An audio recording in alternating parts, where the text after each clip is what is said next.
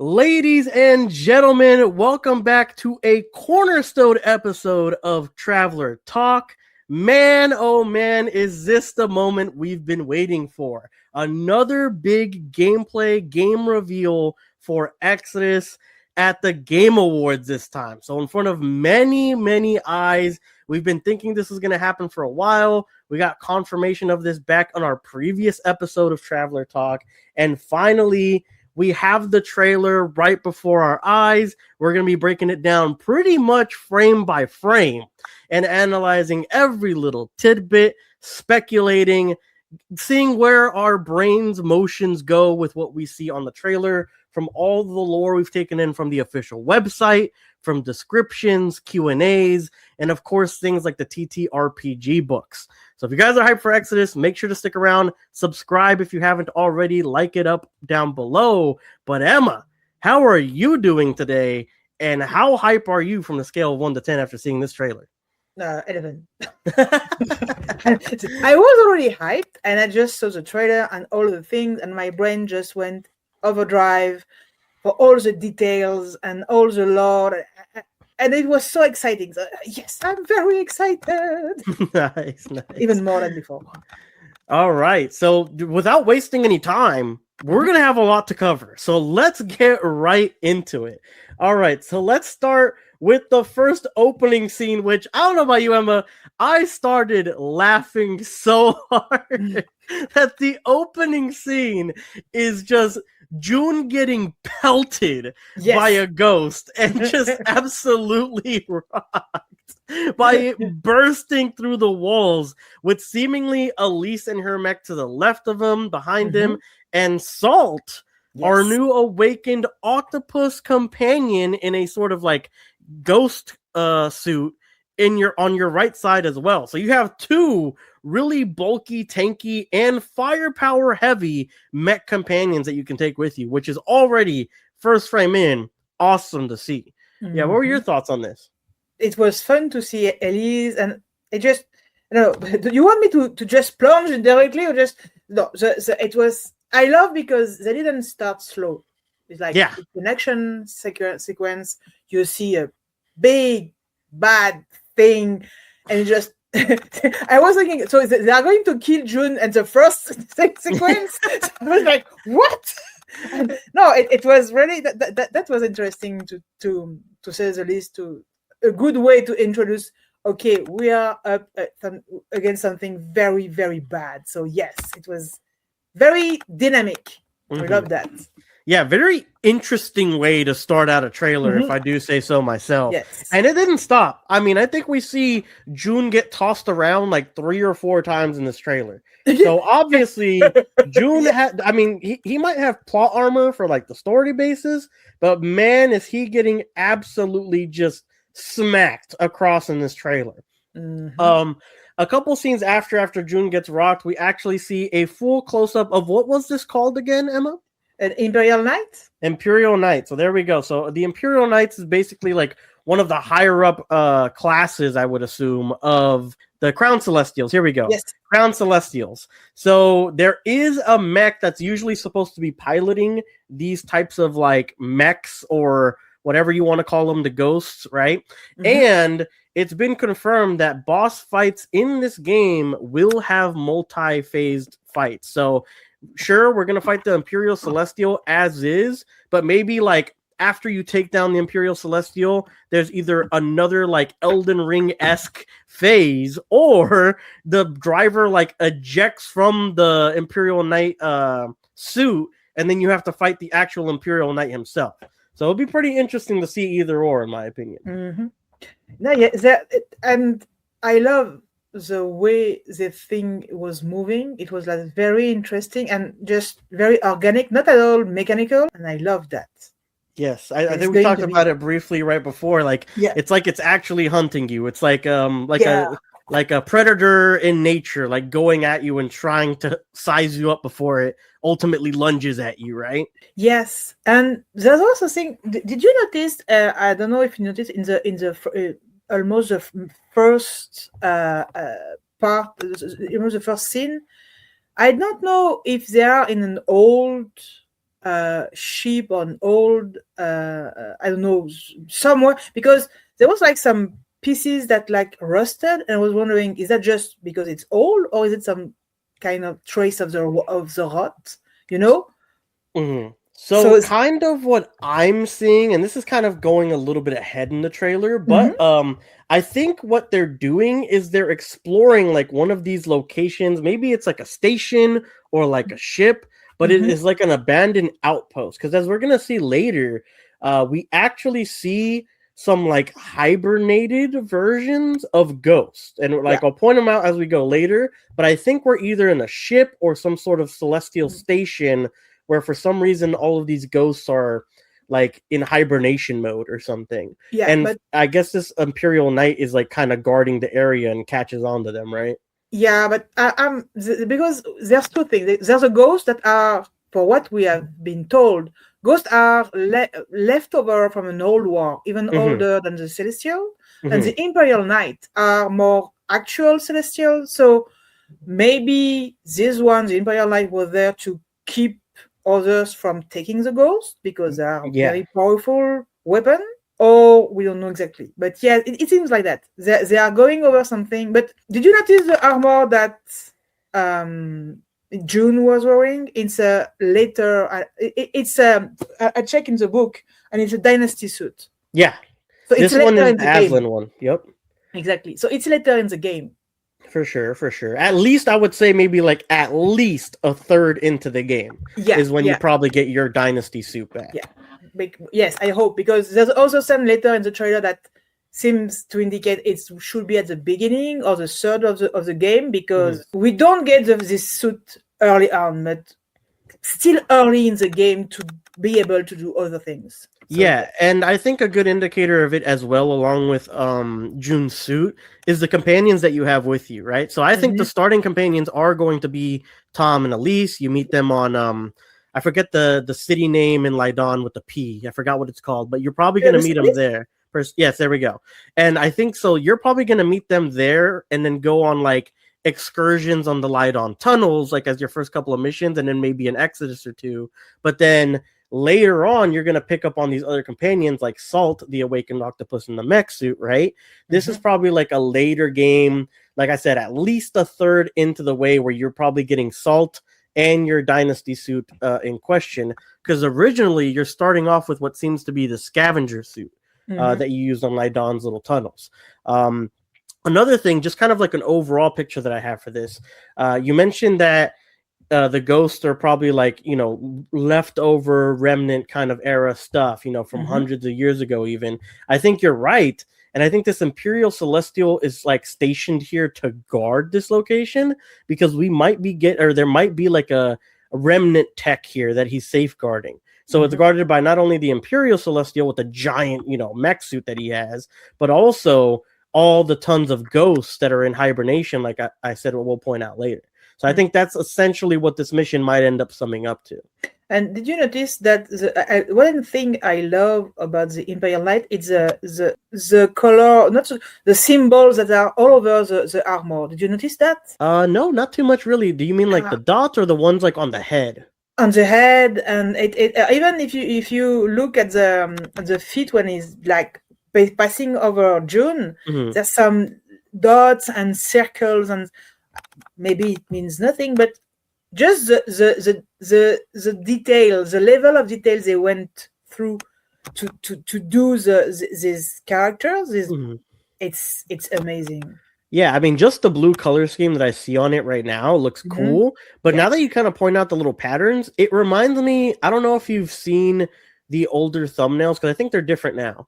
But the old thumbnails that Exodus used to have for its YouTube videos, they have like those, they're like planetary charts, kind of. I even use them on my thumbnails because they have them on theirs. So it's like very, very subtle that they'll have them.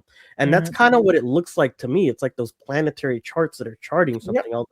I don't really know what it could possibly be. No, but it's very interesting. Maybe it's just for the look, but it's nice. It's very, very fascinating. Yeah. And then going past that opening scene, we get our first official look at CC Orlev. Emma, what were your thoughts seeing him for the first time? Reminds me kind of like a old-timey desperado type look.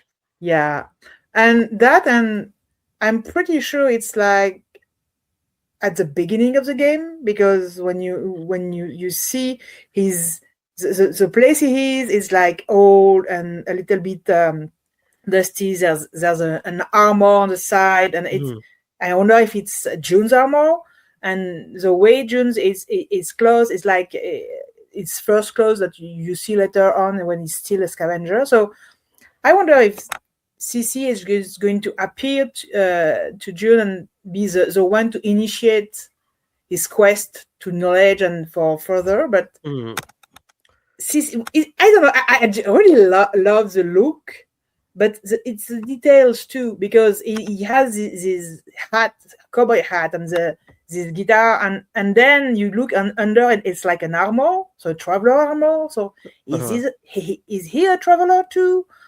And I also, because we were speaking about people that made Mass Effect, I thought about Cortana. I know we are not supposed to have AI. I know, but I couldn't stop thinking about that. Yeah, I know. It's so interesting, just in terms of CC, just in general. I think you're kind of onto something, though. That armor on the left does kind of remind me of Jun's scavenger armor. So maybe this is him, like, in his home on Lydon. And this is like where he suits up before he goes out on an excursion, a scavenge hunt, whatever. And somehow CC Orlev is communicating to him in a sort of Johnny Silverhand type of way, like something we see in Cyberpunk 2077. And I think I read it on the website. I could be wrong when looking at his like companion bio. It does look like he will be initiating all the conversations and stuff with you. I think it's something like he appears to Jun when he needs him or something like that. And it's just very interesting because my first initial thought is just he looks like a hologram, right? So very Johnny Silverhand-esque. But how? Why? Right? And I kind of think back to that text we got at the very beginning of the Traveler's Handbook where they're trying to explain the Elohim. And it's like that human perspective, right? We don't actually know what happens, and the player's handbook kind of treats it the same way. They don't know either. And instantly I think of, again, that line sticks out so much to me of it saying like, we don't know if the Elohim transcended to light or something. I don't know about you. To me, this looks like a transcendent state of being. You know what I mean? I don't think CC Orlev is an Elohim, but maybe as a traveler, he could have like found whatever tech allowed them to ascend, and now he's ascended. I don't know. It's so curious. You know what I mean? Oh yeah, and the fact that on the I couldn't find it back, but somewhere on the website it says he's infamous in the cluster. Why is he infamous? What there's something about him. Yeah, I need to know more. Renegade. So I'm assuming he's kind of like a I do what needs to be done type of traveler. You know what I mean? Like if it's for the better of myself or humankind, like I'll do it. That's kind of like the vibe I'd get with the infamous description. Yeah, I really like that. I really like the vibe he gives. It's really cool, and the voice. I love his outfit. His outfit is so cool. Oh, yes. Oh yeah. And then moving on from that, on the next major frame, we get the coolest reveal, or one of them actually, which is that Jun has an awakened wolf with him as like a main companion. We got a screenshot when the big Exodus like wish listing of the game, the cover art came out with the Q&A, right? We saw Jun with this exact wolf talking to like what seemed like an NPC companion. The thing was, the wolf was looking at Jun from like the side of the NPC. So I think myself and pretty much everyone kind of just rationalized it like, this wolf is like this NPC's wolf and we're just talking to them. But no, apparently Jun has a awakened wolf by his side from the very beginning of the game, because as we'll see later, when he's on his home in Lydon just doing dishes, the wolf is there. So very interesting indeed. But I wonder something. Is it because, for example, you can choose an attribute, some kind, a role, a job, you can choose, and maybe you choose Jun to start as a scout, or a random, or I don't remember them. Oh, you mean like a certain class, right? And that's why Yes, the wolf. you start with a class, and then you choose your awakened companion. Okay, I could see your thought process there for sure. Because something that was intriguing me is that we don't see the wolf later on in the trailer. Maybe because on the other hand, on the website, they show a shape, the silhouette of a wolf as a companion. Maybe is the wolf, he or she, I don't know, is a part of the story. But that could be that. But yes, now that I think about it, the wolf silhouette is a companion story. So yeah. So I'm currently looking at the website just to double check, and the wolf is a story companion. Yeah. So I think no matter what, the wolf is going to be there. I don't think that it is a class thing. If it was a class thing, I'd say maybe it's a potential option if it was under combat companions. But it looks like it is a story companion only. So I don't think that they're going to follow you into any battles or anything. And it kind of looks like the wolf is jutting him awake. So I'm actually wondering too if this is after he gets smacked by that exosuit later in the trailer. Yeah. Because it does kind of look like the same environment, right? Like the snow in the city or something, that evacuation center that they were in. The same clothes too. Yeah, so I think it actually might be like the wolf being like, hey, wake up, you got beat up, but it's time to go. And then going into the next frame, I mean, Emma, we've talked about this since we saw this in the Q&A, since the very beginning of time, it feels like. Yeah. But now I feel like we've got a way clearer picture of everything going on here with this frame that it was shown. So many theories. So many. Just one picture, and I have so many theories now. Right. So we've got who I'm pretty sure everyone is assuming is Orion Aslan right here. It does look like the same color scheme and stuff that Jun's suit is as well. So I think this is Orion for some reason appealing to what seems to be the matriarch of the Crown Celestials here. And besides him is combat companion, I believe it is. No, this is a story companion. A story companion, or at least from judging from what the silhouette looks like on the website. Next to him, which is we call her the braided girl in the community. I call her the crybaby because in every single scene that we see, she's crying. I don't think there's a scene where she's not crying besides this one.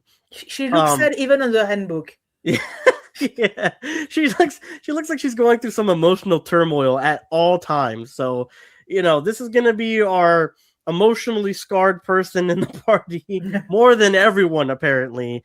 But she seems to be standing by who we assume to be Orion at the base of the steps, about halfway through, kind of like if they were like a ward or like a guide, a translator, an emissary, something of the Crown Celestials. We have this hooded woman that we've been theorizing, Emma's been saying from the start, is Ava Aslan. I've been on and off, like, yeah, maybe sometimes I think it, sometimes I don't. After this trailer, I'm pretty much convinced alongside Emma that the hooded woman is in fact Ava.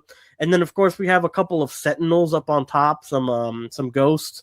And then we have the matriarchal looking Crown Celestial as well. And we also have some other human looking person towards the right. But we don't know who exactly that is. It's very hard to make out. Emma, I think you theorized that it could be Nick. After seeing that screenshot that you showed me that we'll touch on later, it could even be Gideon, right? I don't even know. But what are your thoughts on this? I know you want to get in on this one. Okay, so I will start with Gideon, and then I will come. But So at first, when I saw this picture and I realized that there was this guy, I thought it was Nick first, because in the episode, the secret level, we saw him going there, and it's the planet. It's called Evelius, and this is the exact same planet, the exact same place with same matriarch. So my first thought was that why bring a human, an unknown dude from we don't know, when you have a perfectly logical choice with Nick? We know Nick, he was there, so maybe it's sometimes in the past, and Orion is there, and then you have just a callback to the secret level for the people who saw it. So just that. But then discussing on the Discord with other member, someone said no, it's Gideon because after watching the trailer, we saw him, and he looks the same. He looks the same. It does not look much, but it might be.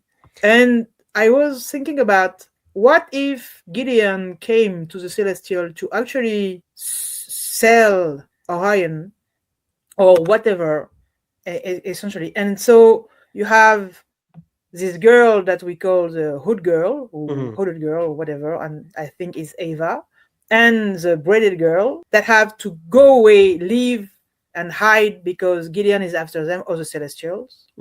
And then later on they find Emrys, because in the trailer later we find him. One of the things that was always bugging me is that why would Gideon take Orion's place if he doesn't know if that Orion can come back? Because that's one of the base in the dynasty. The guy left for an exodus, and you never know when he comes back. So you can't just take his place unless you're sure he's not coming back. So Gideon knows Orion does not come back. And why?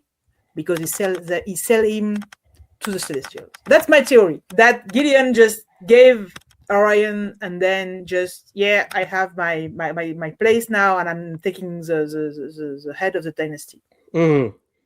And the reason why I always thought that this hooded girl was Ava is that in an older Q&A, I think it was in November 2024, we had a very quick tidbit. We saw, I think, Orion trying to protect the same girl and activating the life stone. And I said, why would this guy protect this girl? And then we have this shot. And I was thinking, we know that Jun have Celestial's DNA, and that Ava participated to that. So she doesn't need to be his biological mother, just someone who bring DNA and the science behind it to create Jun. So I'm convinced, and what we are going to see later in the trailer, that she is Ava, and that would be maybe the first meeting, or maybe Orion is coming to get back Ava because she was taken. We don't know exactly. Yeah, and Braid Girl, because I'm pretty sure it's her. She must be important because she's on the handbook title page. That's the same armor, the same color, the same crest, the same hairdo. I mean, so either she's a ward of the dynasty. She might be a companion of Orion, but she must be old because she has traveled with him for a long time, because we saw her and she seemed to know things. Yeah, just one pics and there's a lot of information stuck there. Yeah, I mean, just kind of breaking in here myself. Braided Girl, I agree with you. I think that she is definitely like an Orion Dynasty companion. Like, let's just say like his trusted hand, right? Like maybe left hand, right hand traveler partner. So I think that's the reason why she's here. Something, if that is Gideon on the top of the steps, right? A couple of things to note. He is on the top step with the matriarch. This makes me think that they are allied, right? Because Celestials don't really see humans as equals, but him being on the same step as her, as subtle like foreshadowing as it is, I think it means that they are allied in one way or another. They don't just associate with humans, right? So him being there is actually pretty huge. I mean, even Ava, just subtly kind of looking at where she is on the stairs, she's not even on the same level as the matriarch, unlike this other male human that we see on the right? So I think no matter what, that person, whether it's Gideon or not, is allied with the Celestials for one reason or the other. The thing that I like your train of thought of thinking is, I do think he is selling him out, but I don't think he's just selling out the dynasty like Orion, his dad or whatever. I think he's trying to usurp the Aslan dynasty by selling out his mom and dad, because they probably, quote unquote, don't love him as much as like Jun, their creation, right? I mean, he calls them like his perfect creation or something along those lines on the official website when referencing Jun. But not only that, maybe he's also selling out Jun in general to the Celestials because maybe the Celestials don't know that they made this human celestial hybrid, and they think Jun's like an abomination. Ergo, they start like their hunt for him to get rid of him after finding all this stuff out through Gideon. Again, I do think that this scene will ultimately lead to, like you said, Orion trying to protect Ava from everything going on here. And for some reason, he like either sacrifices himself or has to stay back in order to hold them off, to where Braid Woman and Ava are able to make it out and eventually make it back to June, where they join in as more story-based companions. But yeah, I mean, this, like you said, just one picture is already enough to have us just spiraling out of control with theory after theory. Is this Ava? What's going on? How does this affect the story? I think this scene in particular is going to be something very early in the game. I'm talking, it could even be like the prologue before we even see like June or something, because it looks like this is going to be one of the first things that we like that has to play out in order for something like Braid Girl or Ava to come into play in the first place. That, or this is them like recalling what happened while they're telling June what happened, and then you see it play out whenever they join the party, right? Yeah, same feelings. Yeah, I mean, there's so much. I need to see this whole thing because I'm waiting. I'm waiting to see it completely, because we just had tidbits here and there. I really need to see the whole thing now. Yes, I would love to see the scene play out. The next image is just kind of more of a close-up of the matriarch with the ghost behind her. I don't remember anything in particular about this. I think the crown kind of moves, if I remember correctly. Yeah. Like it's kind of like limestone looking. In the previous trailers or like teasers we've seen of it. So that's something to look out for. Maybe that's where like her powers can get enhanced through her crown, maybe. After that, the next shot that we have is, this is what I was talking about, where it looks like they're kind of like on a ship, and there are some hibernating looking ghosts here. If you look on the left, there's like red eyes like on the bottom left section. So I think those are like, they're not active yet, but then something happens or they make too much commotion, and as you can see, one of the ghosts actually pops up from its pod, and now it's go time. Now we got to start actually taking these ghosts out, even though they were hibernated not too long ago. I have not much to add to that, because it's just cool to see them and realize that I'm sure June is going to be faced with a lot of ghosts, and we know they are very dangerous. Yeah, so and there's a good variety too. Like I like that we didn't really see like, oh, this ghost looks just like this. Like there was a lot of variety even in just this trailer. I know from the encyclopedia there's a good bit of them as well, but just the variety that we got from the trailer I thought was very good. I can't wait to see them in the game. It's gonna be so cool. And then going on over to the next shot, we have June in, I don't know, it kind of looks like a moon's atmosphere or something. Like he's up on a moon looking over the nearby planets and stuff with some ships overhead. Not really sure what this could be or in relation to, but it's a nice shot all the same. There's also some broken pieces, so I'm not sure it's a moon, maybe more a space station or a ship that has been destroyed. But do you notice all the ship around the planet? Yeah, on the right side. A little bit like the Mass Effect when you have the I don't remember, damn it. Well, like the Reapers coming to attack, or and it looks like the gaseous giant Galarus, so maybe it's Leiden. For me, I mean, I can't really tell too much on planets. They all look the same to me, but what I can tell you is the planet on the right looks like it has inhabitants, because if you look at the bottom right section, that looks like city lights, right? Like if you were to look at Earth from far away or the darker sides, you can see city lights. It looks like we can see city lights on the right side there. And then I guess on the left, it does look like a gas giant, kind of like a what is it? Is it like Jupiter or something? Like how they look the same when they're gas giants. But yeah, it does. It could possibly be Lydon on the right and Galarus on the left for sure. It just, the ship looks like they're threatening the planet. I don't think they're living, because they're the same from the for all I know, and from X, they look like they're the same level around the planet. So maybe they're just space station, maybe, or they are ship from Celestial threatening Leiden, because Jun did something that he shouldn't. It also, I'm kind of thinking, I'm trying to see which like direction the ships are facing. I really can't tell if it's left or right, because if it's right, that could be like where a weapon comes out, because it kind of looks like a nozzle. And I'm kind of thinking, what if this is also the blockade we heard about at the end of Star Heist? Oh, and maybe that's that, and that's the thing that shoots the ship later on in the trailer. Oh, you're right. That could be that. It could be the blockade that we get reference to, and that could be what brings down Emrys's ship. When he gets too close, he doesn't have clearance, or he doesn't communicate with like the landing port. So then they decide to take him out instead. Yeah. Let's go on over to the next image, which is very interesting in my opinion. We see the evacuate immediately sign on the left.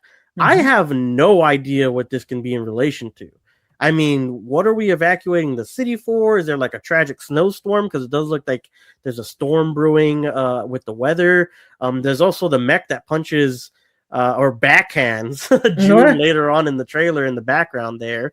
And I just really don't know what to make of this. Like, I don't know what the situation is for them to need to evacuate this area. And no one really seems like they're in a hurry. I mean, these people on the right-hand side, on the bottom right of the image, they literally are just standing there, like talking throughout the whole thing. So is it really like an immediate threat? Like, what's going on? It's kind of hard to figure that part out.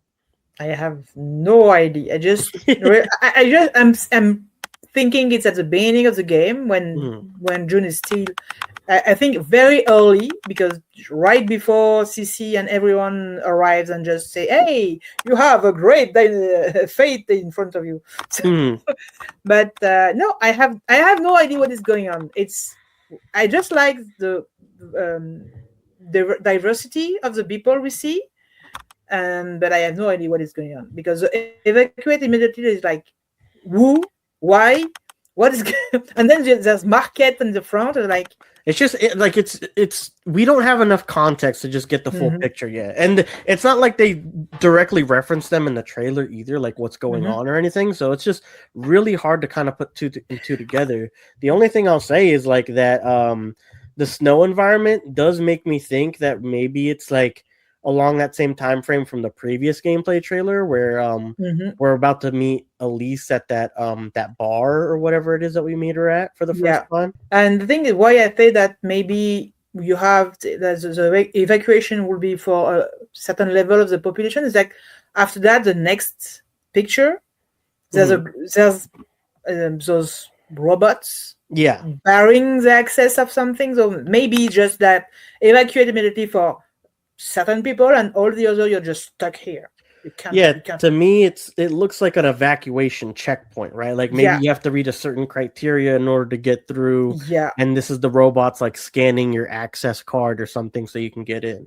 And those robots are the same. They look like the same that in the first gameplay trailer we saw on that June shoot. Yeah, I was gonna say the exact same thing. Actually, it looks one for one the ones that we see towards like the middle endish of the first gameplay trailer. So it looks like we're gonna be fighting our way through the evacuation. So maybe we don't have the credentials we need, and that's part of the reason why June gets smacked and back. I feel it's because you in the precedent image you see the cataphract, I think. And then you see him being smacked like very disdainfully, like what? Poor guy. Like I said, getting tossed around the whole trailer. But I like that. He's going to suffer. Our character is going to suffer before, and I feel that they use the hero pass, like the way of writing a hero. You have a certain pass to the end. And I feel they follow that. The low hero, and then you have some challenge, and then you have at one point I feel we are going to feel that we have all, and then we are going to lose everything, and then we are going to resolve that. That's the path of the hero. Hopefully, because I do like that structure. I don't know, like you could say cliche, whatever you want. I love having like it play out like that. I really do. It was written in every myth and mythology and tales, and that's the way most of the stories are written. Even if it's not up in your face, if you look at that, it's common way of writing a hero. Okay. So, yeah. All right. And then breaking into our next batch here, we've got a close up of Crybaby McGee, assumingly talking to Jun, I think, in his scavenger suit. So this is probably more early on in the game, whenever the stuff happens with Orion, or who we assume to be Orion and Ava happen, and she comes back maybe telling Jun about what happened. I would guess that she's crying because she's like, I let your dad down. I couldn't get him. I couldn't save him. Something like that. Because like I said, I do assume that she's going to be like the right-hand woman to Orion, and that's why he took her with him to that adventure or that exodus. Or she's relieved he's alive, or that she's relieved that actually Jun is here and alive. Okay. Because that's something. And just a quick thing: did you notice the animation of the hair?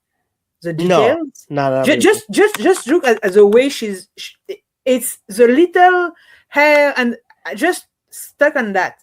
The details they went. I know that I'm not always okay with the animation of the face, but there's a lot of details in the hairstyle. Yes, not just the hair. You look at the armor. There's a lot of details in that, and I really like that. Anyway, so yeah, no, I was feeling that she was relieved, that because when later on in the trailer you can see him helping her, and she seemed relieved. So I was thinking maybe she was afraid that she would be too late to save him, because she knows Gideon is after him. Could be, yeah, especially if we go off the other theory of like Gilling selling them out, usurping the dynasty. She could have thought maybe the Celestials already reached Jun. And she's like, "Oh, thank God they didn't yet." Yeah, but that's my feelings. So we need more trailer for the game. Yeah, we need more context for her in general. Yeah. She seems like she's going to be one of the pivotal story characters to me, along with Ava, of course. Yeah, but like, it's kind of hard to gauge where everyone else is going to be. But there is someone in the story companion slot that I don't know if they're going to be a big deal. I kind of see them being more like the Doctor in Mass Effect, like, oh, they're on your ship, they're like a quote-unquote core character, but they don't really have a lot to do in the plot. I'll get into that more later, but yeah. Let's go on to the next image. It is Jun getting absolutely blasted by a backpack. I don't think this is Elise. I hope not. And this seems to be a follow-up to the last evacuation, evacuate immediately sign picture we just saw. But I don't know what Jun says to them. I don't know if he insulted their mom. I don't know if he called them a glob. Like, I don't know what's going on, but he is getting absolutely tossed, like we said earlier in the trailer. You got any thoughts on this image? No, just it was fun to say, yo! And I was thinking, what, my God, for the second time, I thought, they are going to kill him right now? Because that can be, I'm pretty sure that when something like with this size and in metal just smack you in the head, you're going to suffer, because that's massive. Yeah, it's a pretty big damage for sure. Oh my God. He's tough. And then we're going into the next picture here, and we've gotten more of this breaching device that we've seen in the previous gameplay trailer. They did mention, I think it was in a Q&A, that they wanted to make this part of the gameplay that you could do, but eventually they decided that, like, oh, okay, we're just going to have it kind of play out like as a cutscene.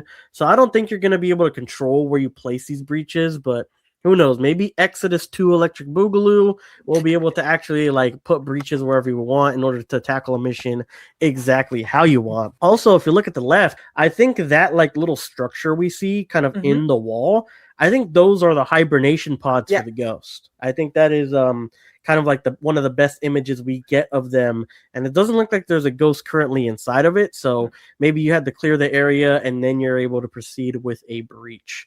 Last thing I wanted to mention here is the companion on the right.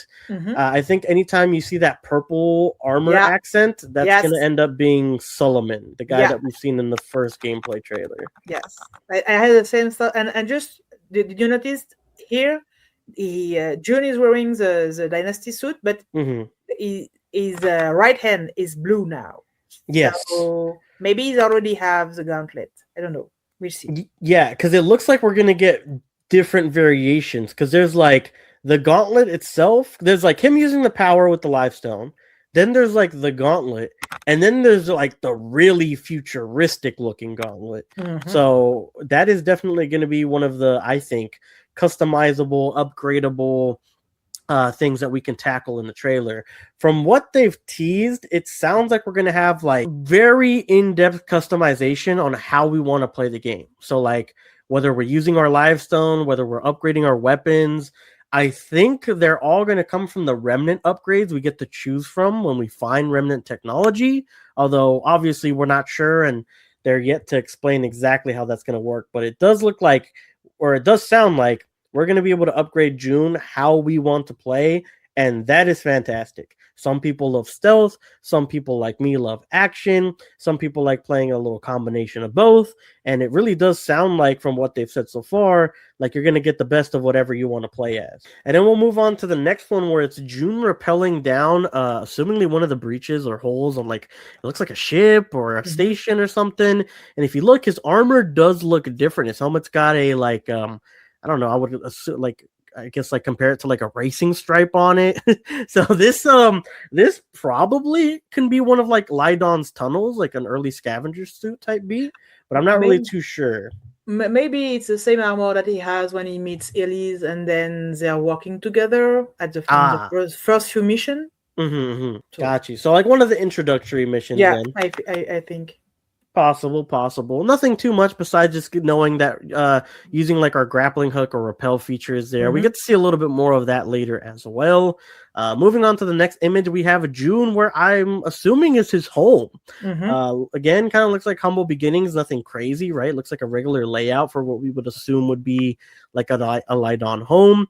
We've got him like putting away some dishes or doing some dishes, and seeing his wolf awakened companion over here on the right. We get a better look at the wolf's face, but nothing too crazy.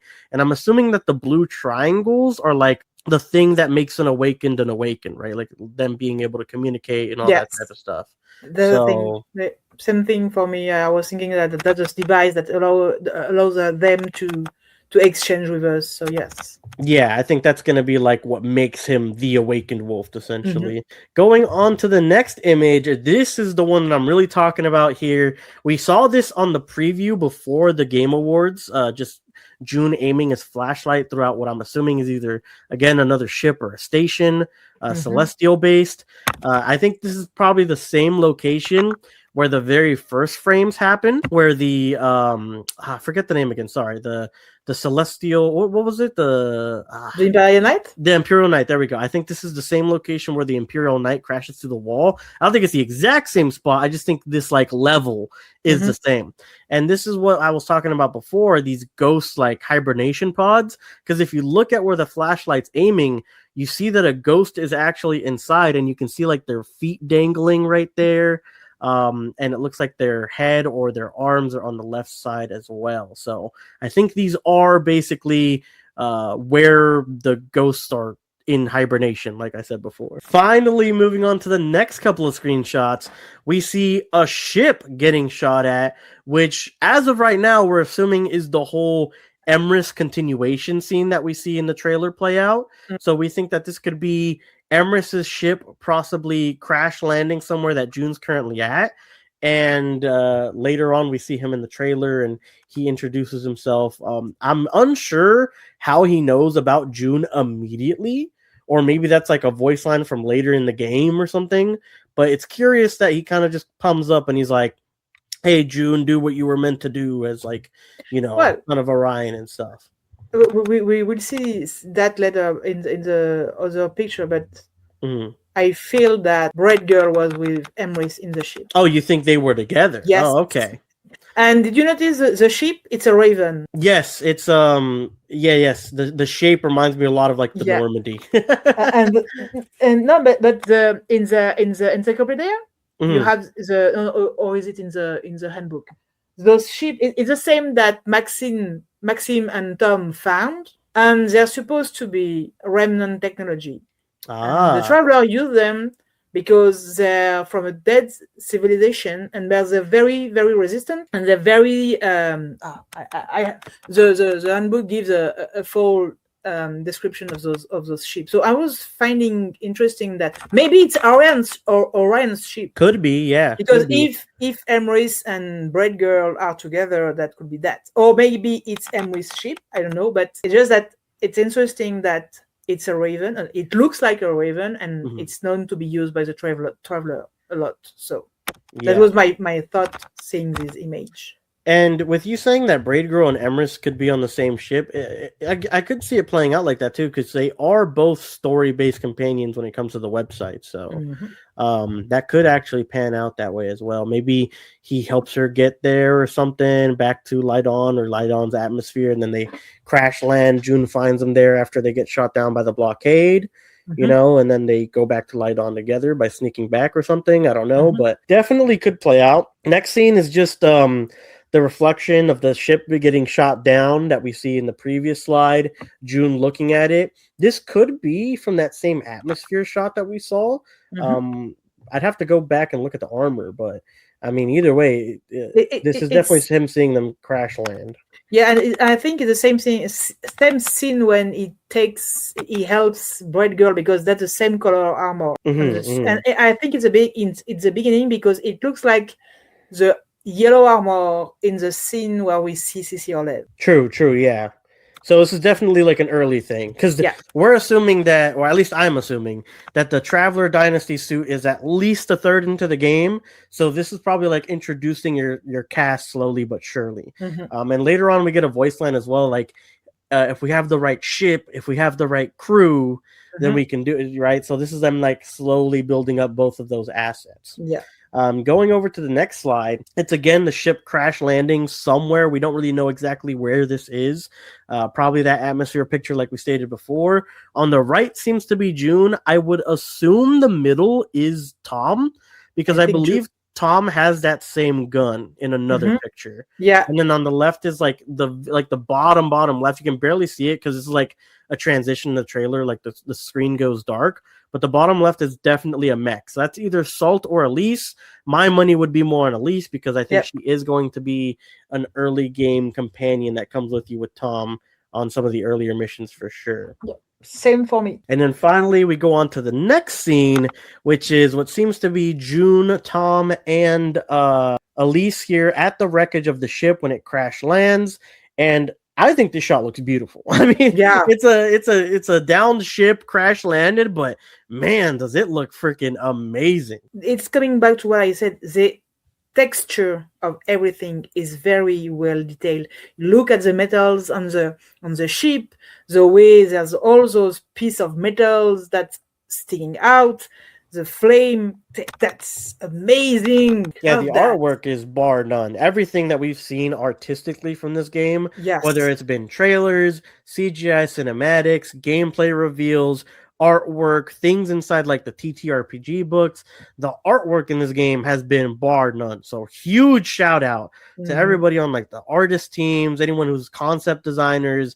I mean, you guys have been killing it ever since we've been linked the early artwork station artworks as well. Even those have been amazing. So they've been doing a phenomenal job over there at the art department. Then moving on the next screenshot we have here, it looks like we have Jun, Tom, and Elise again, and someone seems to be coming out of the ship who we believe to be at the very least Emrys, since he seems to be in the same environment later on as well. I think it's Bread Girl first. A Braid Girl first? Yes, because because of the other scene we see and the armor of Jun, just for that.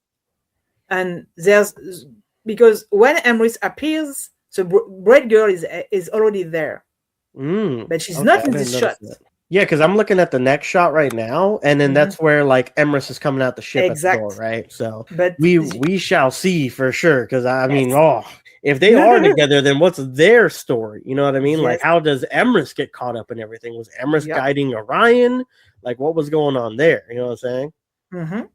And then, go ahead. Sorry. No. It just in the next shot we see Emrys, we see Braid Girl, and that's why I think they're together. And she was on the ship and she comes first, and maybe she was ready to shoot, and then June is there, and how does she recognize June? True, yeah, he doesn't even have like the Aslan dynasty armor yet, so Yes. she has to know him, not just So, and hear then- about him, you know. or maybe there's something in him that's because Emrys too recognize him.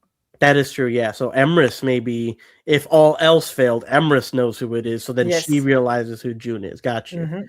And yeah, from the environment, the flames looking in the background there, this does seem like Braid Girl's here. And it makes sense too, because you already have your squad, right? So you have Elise and Tom that have been in the background of all the other images, and now we're getting Emrys and Braid Girl here. So because of that, they couldn't be playable characters, at least not at this point, and it's confirmed through the website for the game, because you already have your full party of 3. Now we're adding 2 more who I don't know how they're going to work after the scene. Like, do we escape after this immediately because they're not playable characters? Will this be like a sort of escort mission then with 2 NPCs? Oh my god! Like, how does that mission. Oh. Escort mission, yeah. If they die, you fail. Oh shit.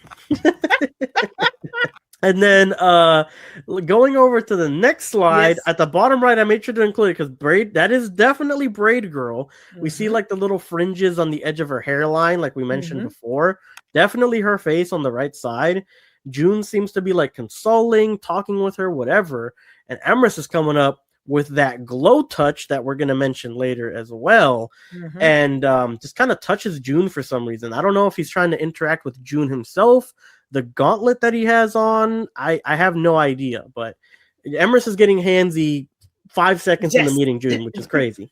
Yeah, I would go to the next because the reason why is that the June's face is changing when Emrys is touching him, and I think Emrys awakened June's capacity. And of like something, maybe like a live stone ability or something, because he is touching the hand that his gauntlet usually goes on. Yes. So it could be he's getting some sort of unlocked ability with live stone. Maybe he's just getting like, I don't know, some sort of celestial awakening, since Emrys is a Deva celestial. No idea what it for sure is, but we could only guess. It's just because of the face of June, the way he looks worried, and then Emrys touched him and his face changed. And I like that. I said that I didn't like the face animation, but still there's a lot of in the expression just between the 2 image. He goes to worried about whoa. That's a whoa face. Something is happening when Emrys touching. So I think personally June is feeling something, or it's awakening something in him. But it's the beginning of June as okay. I'm more than just me. Yeah, no, I agree with you 100%. I think something's going on. We don't know exactly what, but like you pointed out, the face animations are decent here, but as we see later, they do get a little wonky. They still need to work on some of the rigging. But moving on to the next scene, after kind of breaking down the whole Emrys stuff going on there. And honestly, you kind of enlightened me on some stuff because I totally forgot Braid Girl is in that scene. So yeah, we're getting both of them like at the same time to that crash scene, which is super important. And then moving on to the next one, very interesting. I think we've seen something like this in some of the stuff like James Olin has tweeted out. It's stuff like this in the like encyclopedia or player's handbook. In the encyclopedia. It's at the page 213 in the mortal gift and in the artifact. That's exact same thing, but they don't say what it is. It's just the beginning. It's just the introduction of the chapters. So it's a remnant, and it's a very dangerous remnant. Yes, because I was going to say there is something purple glowing in the distance, as you can see, inside of that dome or something. If you look on the right-hand side, I don't know about you, those like little boxes or whatever, they remind me of like sarcophagi, like caskets or something. You know what I'm saying? So very interesting. And then obviously we have the giant, I don't know, what is this, like a celestial head? One thought that came across my mind is, could this be one of those like annihilation weapons we've read about on the website before? Because I mean, this thing looks huge. like the head, right? But So I don't know what this is. No, but because when you look at the page on the Mortal Gift, Mm-hmm. there's a lot of bodies, golden bodies around below that, and it looks very, I don't know, but it's not looking nice. Oh no! Whatever it is, it's dangerous, and I don't know. we are going somewhere that it's not very nice. I'm pretty sure we are going to get our ass handed. You know what? Actually, kind of looking at this reminds me of the scene that we see later that we've seen in the last trailer. Remember where Jun sucks up the purple essence with his gauntlet hand? Yeah, that's what this reminds me of. This is something that he takes in when he gets to it, like as an ability or something. And if you look at his armor, Dynasty armor, and the gauntlet's already upgraded to like what I said is like the more futuristic looking look. Yep, that could be it. Oh, and the next image is that too. Oh yes, yeah. So this could be for some reason Solomon's here with you. It looks like from the purple accented armor in the back. Jun's coming up to it, and then of course, like I stated, he kind of like takes in that power into the gauntlet. On the left, that's still Solomon on the left there on the bottom left. But yeah, I don't know, whatever type of upgrade this is, this Livestone enhancement that he's getting, it looks pretty important, and I'm sure you just finished a level to go ahead and get that. So probably the tail end of a later on, like at least maybe like 40% in through the game mission, since we've got the Dynasty armor, the upgraded gauntlet, all that stuff. Then, of course, on the next one, I couldn't get a really, really good image of this, but basically the combat for the game, using the Livestone as a combat ability against a ghost, I thought this section was so cool. I mean, you're like using like, I don't even know how to describe it, like an earth-bending power from Avatar to like do like stones that go to the enemy and hit them. And it did look like it tracked a little bit, but I'm not sure if it tracked. But it looked pretty cool hitting the ghost. Yeah, I can't wait to use that. Yeah, I think Livestone gameplay in this game might actually be really fun. Like really fun. So I can't wait to see all the different ways to like build Jun up, right? Gunplay, Livestone play, sneak gameplay, all this stuff, man. I'm so excited to get more into the gameplay, because even though we have the gameplay trailer and this trailer showing a little bit more off in terms of gameplay, I feel like we haven't seen like all that too much. So seeing some more is definitely on my wish list. Then getting into the next shot, we have who we think is Ava. A little behind the hoodie action here. We just see her schnoz. And she seems to be, I think this is a shot on the ship, because it kind of reminds me of what it looks like later when they're around like the war table of sorts. Yes, but they say that we are not going to be on a ship like on the Normandy. The hub will be planetary. Yeah. This is what that looks like from that same type of shot. So it's maybe in the HQ, but for what I understand, we won't be on. Maybe we will use a ship, or not. Maybe we will use a ship, but maybe not as much as in the Mass Effect, where everything was around. It was in the Normandy most of the time. Yeah. So, and something that struck me was that she said our world. So someone told me, oh no, she can be because in the encyclopedia, in the handbook, it is written that there are some celestial living on Leiden. Yeah, and one of the possibility was that Ava was actually a celestial from Leiden, but she's saying our world. And we know that Leiden is threatened by the what. So I wonder if actually Ava was before on Leiden, then the whole thing happened with the Celestials. Because why say our world if she's not, if she's from whatever? Wherever her home planet is supposed to be. Yes. So yeah.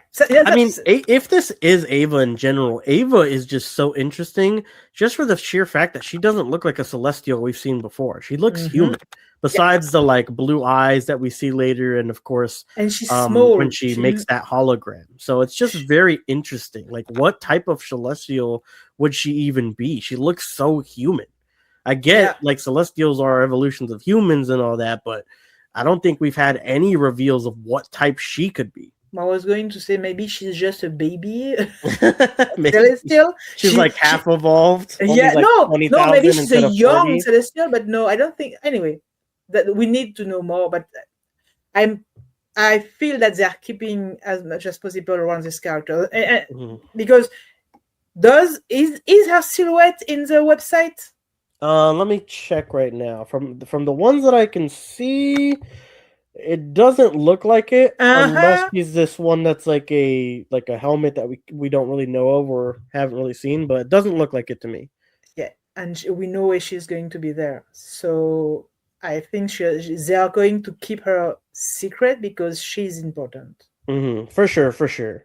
And then one thing more to note as well, this doesn't look like at least the areas we start off in on Light On, because it doesn't look like it's snowing in the background, even though it's like a mountain range, that would be the place it would snow the most. So I'm really wondering where this HQ is actually going to end up being, and we'll see a little bit of a better shot later when we see them all around the table gathered and everything. Going into the next shot, we have the other pre-Game Award teaser here, which is them. I don't even know what this could be. It's like a firestorm of some sorts. They have their spacesuits on, so this has got to be somewhere like in the atmosphere or in space or something.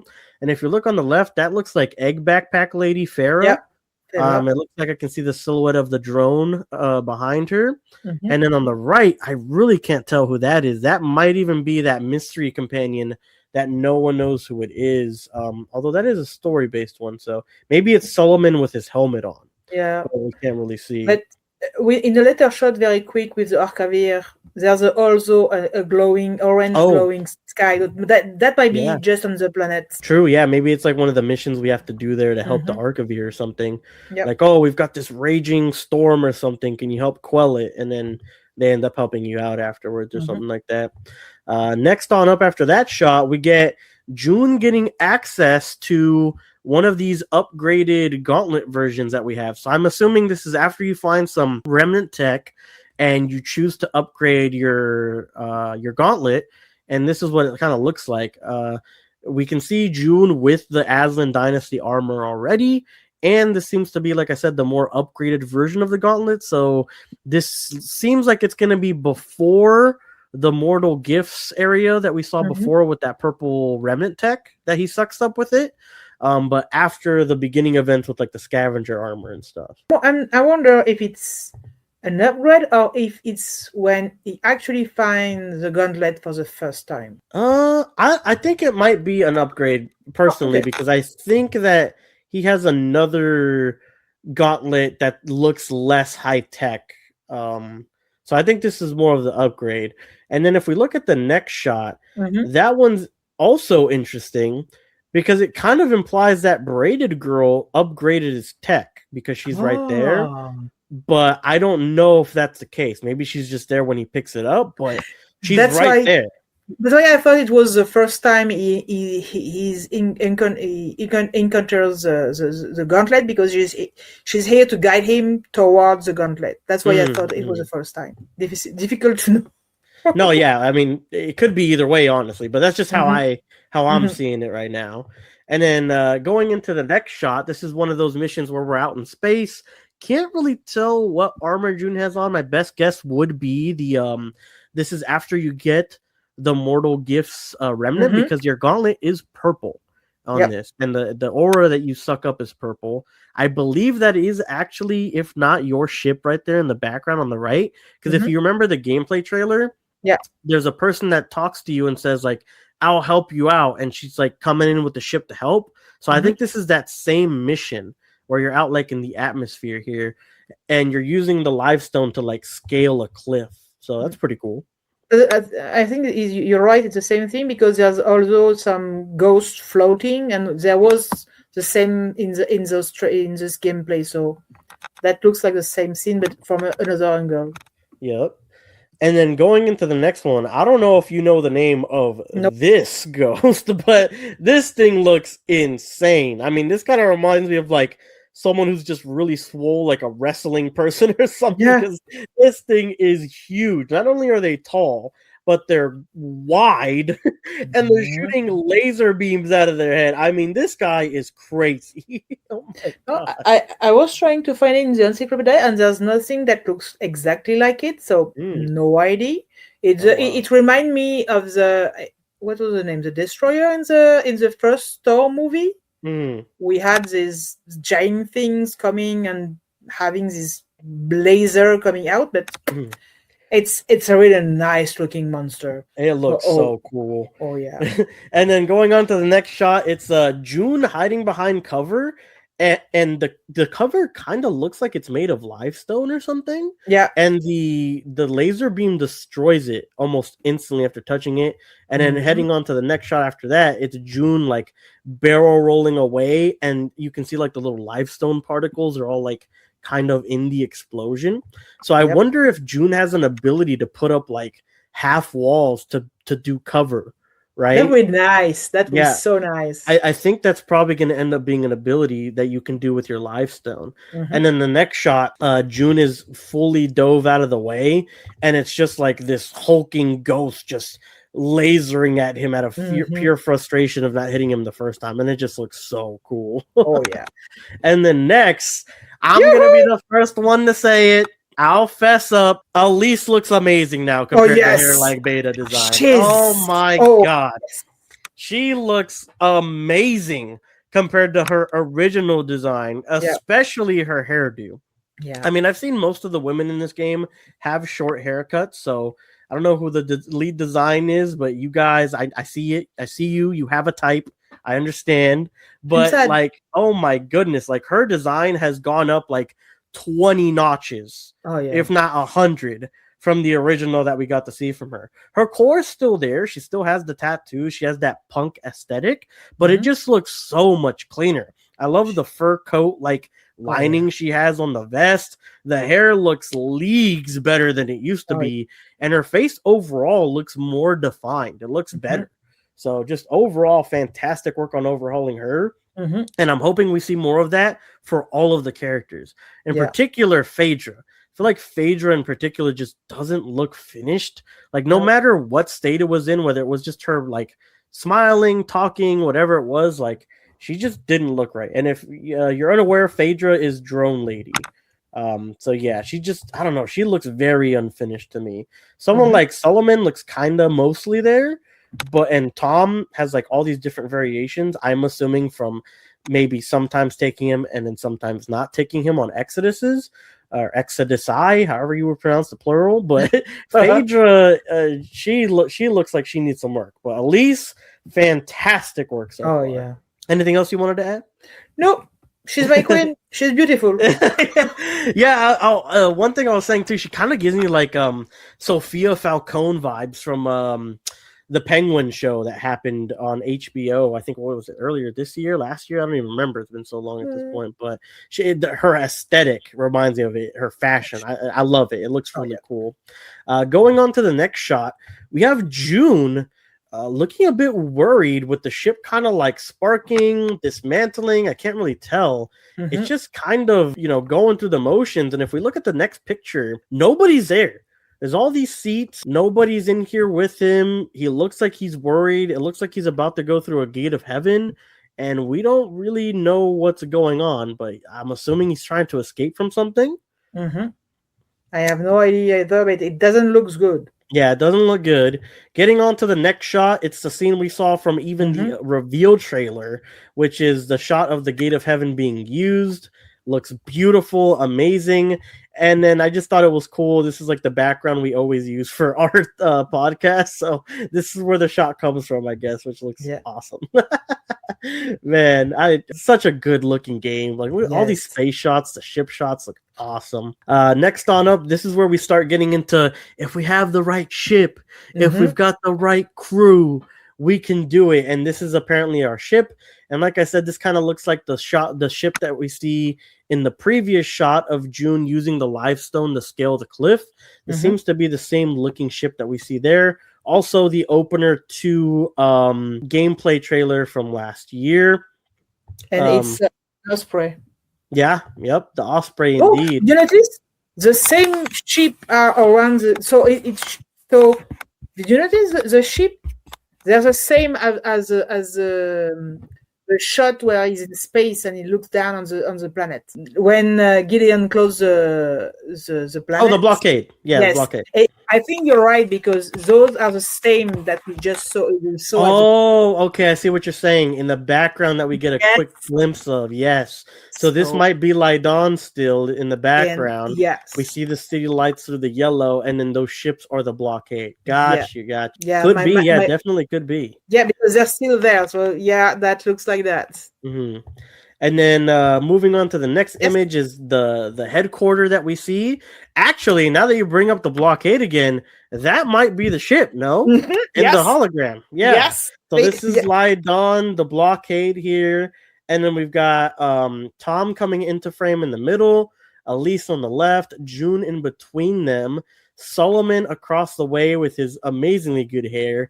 And then what we know, what we see from the silhouette on the official website, this is on the far right, is also going to be a story companion. We don't know their name as of yet, but this is the person that I theorize is probably going to be less important in the overall plot. Like, they'll be there to help you and stuff, but I don't think they're going to be like a deciding factor in anything. I think, like I said before, I think she might be the like medic from Mass Effect trilogy, or like the cook from the Mass Effect trilogy. You'll be able to interact with them. They'll have story beats, maybe even have a mission or two for you to do, like a side mission. But I don't think they're really gonna determine anything. I don't know. We haven't seen anything from them yet. I could be dead wrong, but that's just the way I see it as of right now. The shape we see there looks like those things that we sing as the blockade. Yeah. But in the encyclopedia, on the page 192, there are some things that looks terribly like that. But they're not.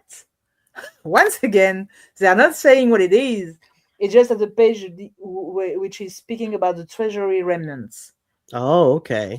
So treasury remnants. So treasury remnants, if I remember correctly, correct me if I'm wrong, those are the ones that are like dynasty specific that you unlock after like levels in the dynasty, no? Yeah.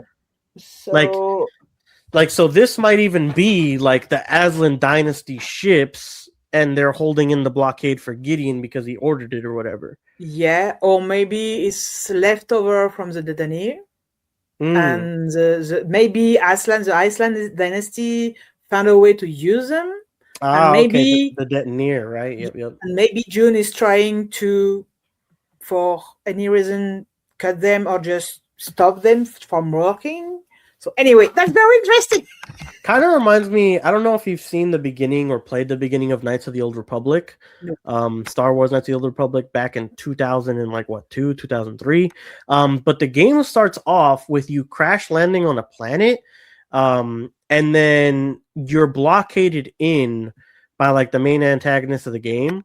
And you have to like sneak off on like one of the really fast ships that you find, which ends up being the Ebon Hawk, your main ship. I'm wondering if it'll kind of play something like that, like where you're trying to find a way around this blockade, and the only way to do it is either deactivating the blockade itself, like with the ships, like you mentioned, or finding a ship fast enough to get past the blockade. Yeah. And we know that Emrys's ship got shot down, so maybe that line where they say if we have the right ship and it shows the blockade in the background, maybe it's fast enough to get past it.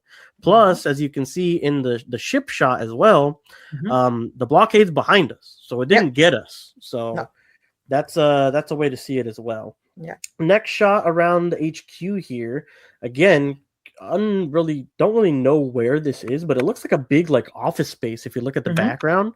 Again, on the left we have Tom in an outfit I don't think I've ever seen before, actually. Yeah. Is that Tom? I'm not sure it's Tom. Because it looks like I've never seen him in this outfit. He's got like a crop top leather jacket, which is crazy. Yeah. And then underneath he's got like two belt buckles on his way. This is a weird outfit, brother. I've never seen Tom in this look. He's kind of copying Elise with the jacket, because Elise has like a crop top sleeveless jacket, and he's got like a leather jacket going on. I don't know what Tom is going through a midlife crisis over here after losing his wife. He has 200 years. And he has a right to have some crisis. The poor guy. And on the right, we have the mystery companion, story-based companion as well, along with Solomon again. Solomon has a more normal outfit than Tom. Yeah. And then in the middle, we see street outfit June, and to his left, who we assume to be Ava, heading the table here, looking at the blockade. Yeah. So a lot of interesting stuff going on in these pictures here for sure. Do you have any more input, or good to move on to the next? I have too many questions and not enough answer. Next one here, we have a still shot of, I'm assuming this is June in the ship traveling. This looks very, if there was ever a place I would say is the Mariama's home, this has to be it.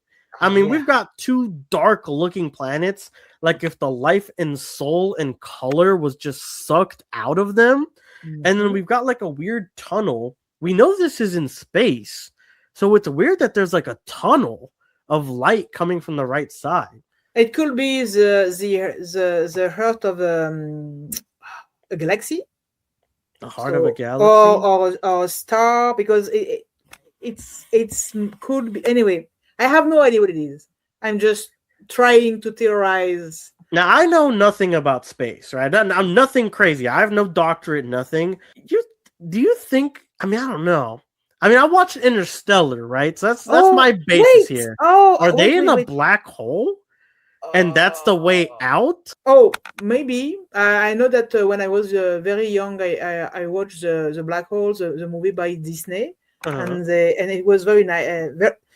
Actually, it's not a movie that very young children should look, because it's very it's anyway. There's a big bad robot, and it's doing very terrible things in this movie. But it's very a fantastic movie. But at the end, they go through the black hole, and when they got out on the other side, there's light. But I'm thinking the thing we see in the background could be a giant planet, maybe a gaseous giant, and maybe, but no, it doesn't work because the light is on those little planets. I have no idea what it is. Well, the thing is, it's coming from the opening or whatever. That's where the light's coming from. It's just so weird. Like the only thing I can think of is, like I said, like we're currently in a black hole or something, and that's like how you get out that bright light, or because it's dark.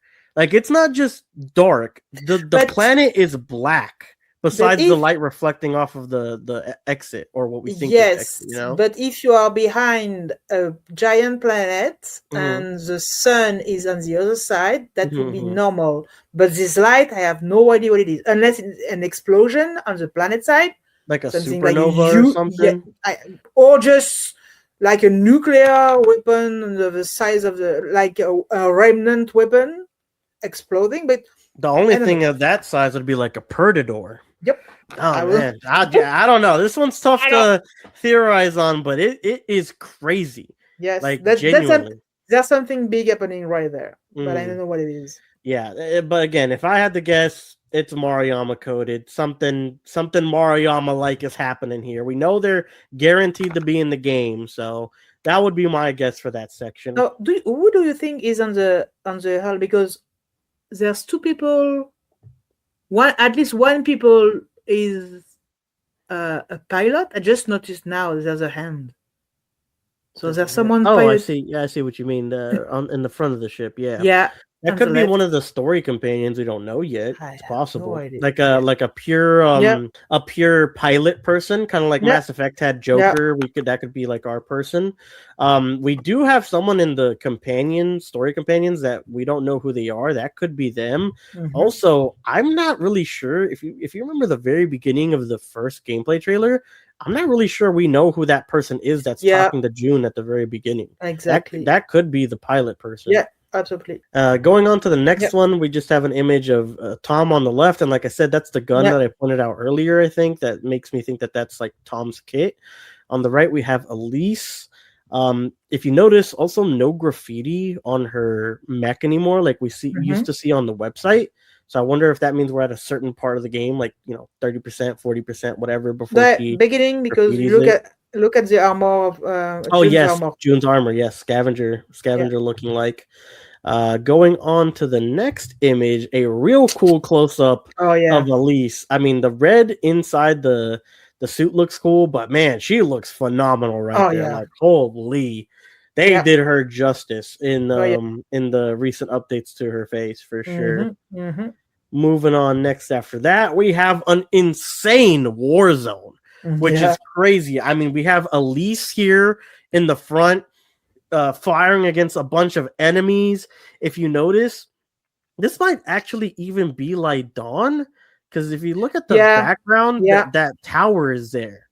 So maybe you're getting like attacked by Celestials or something on your home turf. Like, I have no idea, but it is crazy. It's like Armageddon out there. It's insane. Going on to the next shot, I think that's the same tower, maybe even that we see. I don't know. It looks very similar. Yes, but it seems when we were at this, he was speaking about being on an alien planet. So yes.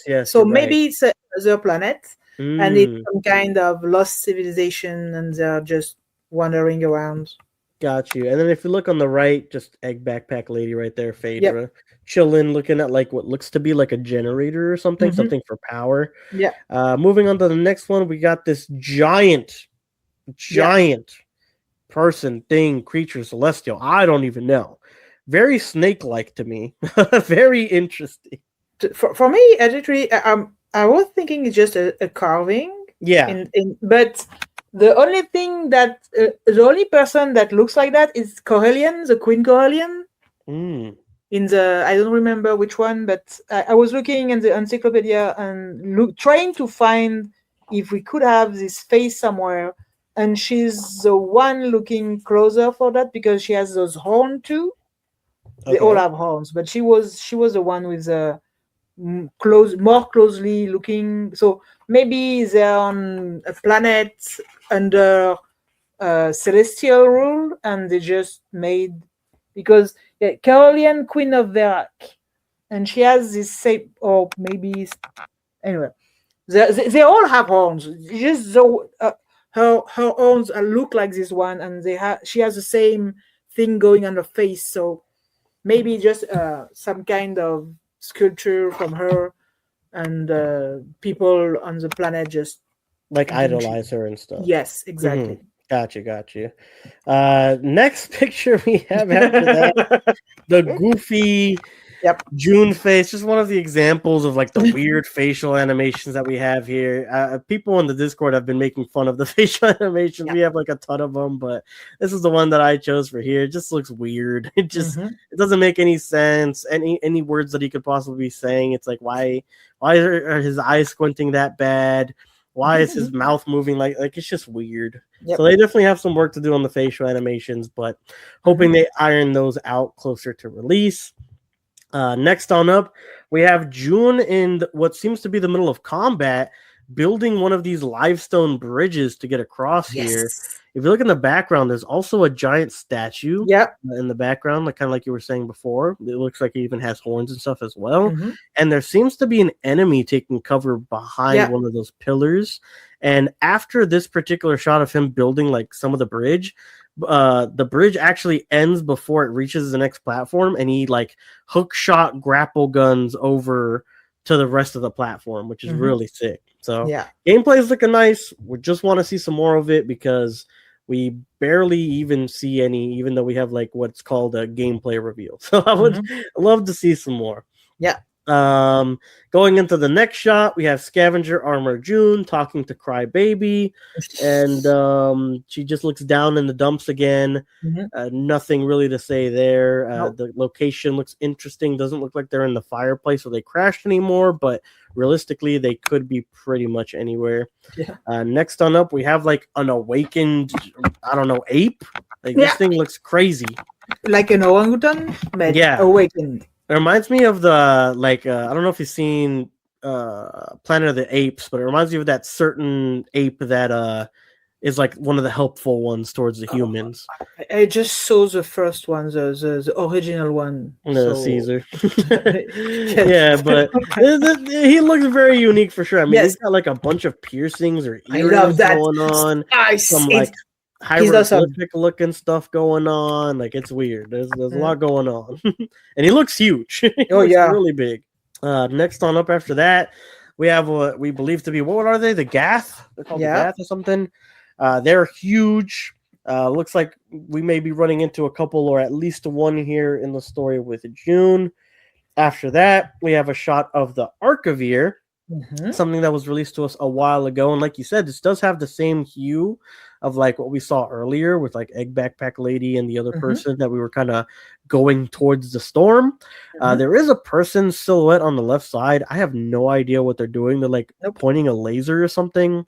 Can't really put two and two together what's happening, but this seems to be the Archivir's harsh environment that they got abandoned at and made their home. After this, we have a daemon, which we haven't really gotten a lot of looks at in trailers, besides the Init Casey one where they were doing that that hunt for the Init Casey where it attacked the person in the cloak. We don't see what looks to be their silhouette on the site anymore because it was between that or Egg Lady that I thought they were.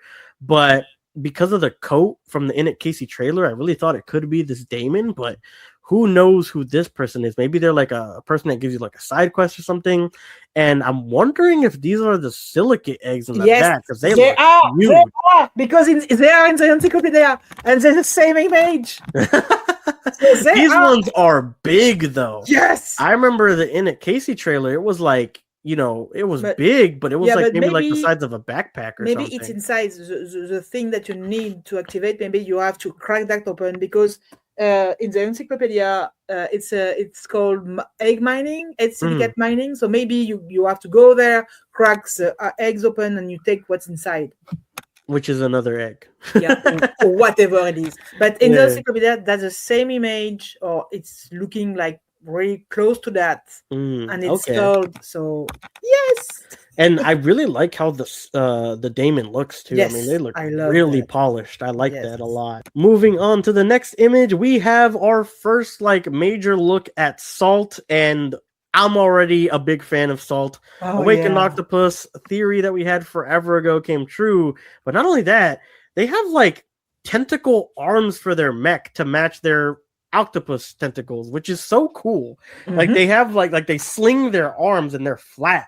Kind of like if you were looking like a tapeworm or something, but it looks really sick. And then their gun looks very unique as well. Looks like it shoots not explosives, but like heavy artillery kind of from what we saw in the trailer. So very, very interesting for sure. Probably one of those heavy firepower teammates you want to bring along for tough fights. Next scene or next little screenshot we get is a close-up of Salt themselves, who is confirmed, I believe, to be a female, and unfortunately, no romance option. So whoever was trying to get with the octopus, you can't do it. It's up. And they seem to have some sort of like design now that I'm looking at it on their mech here. I have a theory about that. Like camo. Oh, go ahead. Because they say that so I don't know if it was as a joke or if it's true, but someone say she's going to be stealthy. I mean, I don't know. So first of all, it's a joke, but squid and octopi are known to be very easy to camouflage. They can blend in with environments, kind of like chameleons and stuff. In their skin, they have those color things, and the skin can contract and things like that. So what if those patch of color are actually the same? Oh, so you're saying like the patches is kind of like the camo tech that the octopus naturally has, and then they'll be able to like be invisible, quote unquote, by blending in with the environment. Essentially taking the color, the texture of the surroundings, so it's not invisible, it's just blending in. Yeah, chameleon-like. Yes. That's interesting. I mean, that's possible, I guess, but I don't know. I mean, we do have technology that lets you do that. Ergo Sullivan's invisibility with the chameleon suit. Yeah. So maybe Salt was able to adapt that to their mech suit. I mean, it's possible. I wouldn't completely count it out. No. The next couple images, we just have the Recycler changing forms. Yeah. The Recycler has been confirmed to have many forms. I think it's a base of 6, they've said. I think, yeah. Different types. So there's like an explosion, there's like a sniper, there's an assault rifle, which we see it change into right here. before getting into some action combat in the trailer. So there is a good amount, and maybe we'll even get more versions or different like recycler variations if we upgrade the weapon itself with remnant tech. Next on up, we have the image of Jun just absolutely running at an awakened bear, ready to box it during this boss fight that we saw during the gameplay trailer. So the boss fight does have like puzzle elements, and now that I'm looking at like the things that you can grapple hook onto, like the columns in the background, they're electrocuted. So I wonder how that works out. Maybe you can't hook onto it until the electricity goes away after a little bit in the fight or something. Interesting to say the least. And then we have Elise in the background on the right side.